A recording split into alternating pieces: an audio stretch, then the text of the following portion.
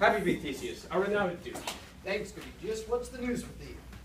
Full of vexation come I with complaint against my child, my daughter Hermia. Stand forth, Demetrius. My noble lord, this man hath my consent to marry her. Stand forth, Lysander, and my gracious duke.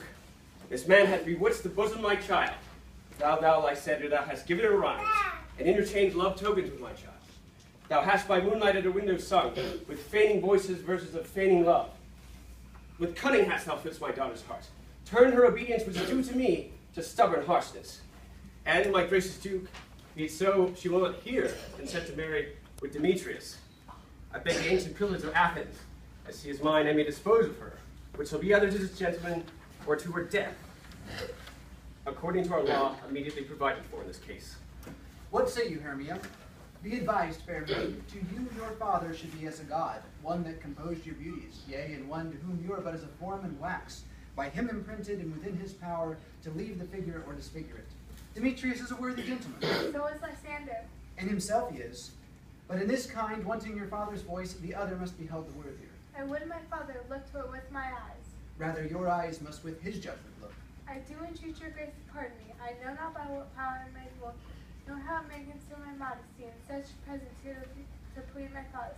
But I beseech your grace that I may know the worst that would befall me in this case if I refuse to wed Demetrius. Either to die the death, or to abjure forever the society of men. Therefore, fair Hermia, question your desires. Know up your youth, examine well your blood, whether if you yield not to your father's choice, you can endure the livery of a nun. For I, to be in shady cloister mood, to live a barren sister all your life, chanting faint hymns to the cold, fruitless moon. Thrice blessed they that master so their blood to undergo such maiden pilgrimage. But earthlier happy is the rose distilled, than that which withering on the virgin thorn grows, lives, and dies in single blessedness. So will I grow, so live, so die my lord. Ere I will yield my virgin passion upon to his worship, whose wishes yoke my soul consist not to his sovereignty.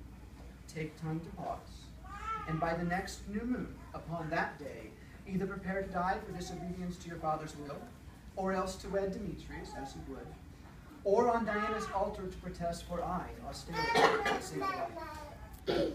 Relate, Hermia, and Lysander, you look like crazy fatal to my certain right. You have her father's love, Demetrius. Let me have Hermia's. Do you marry him? Scornful Lysander, truly hath my love, and what is mine my love shall render him. And she is mine, and all my right of her I do estate unto Demetrius. I am my lord, as well derived as he. As well possessed, my love is more than his, and all my virtues are as fairly ranked, if not with vantage as Demetrius is. And, which is more than all these boasts can be, I am beloved of beauteous Hermia. Why then should I not prosecute my right? Demetrius, I will vouch it to his head, and made love to Daedalus' daughter Helena, and won her soul. And she, sweet lady, devoutly dotes in idolatry upon this spotted and inconstant man. I must confess that I have heard so much, and with Demetrius thought to have spoken thereof. But Demetrius, come, and come, Aegeus, you shall go with me. I have some private schooling for you both. For you, fair Hermia, look you fit your fancies to your father's will, or else the law of Athens yields you up, which by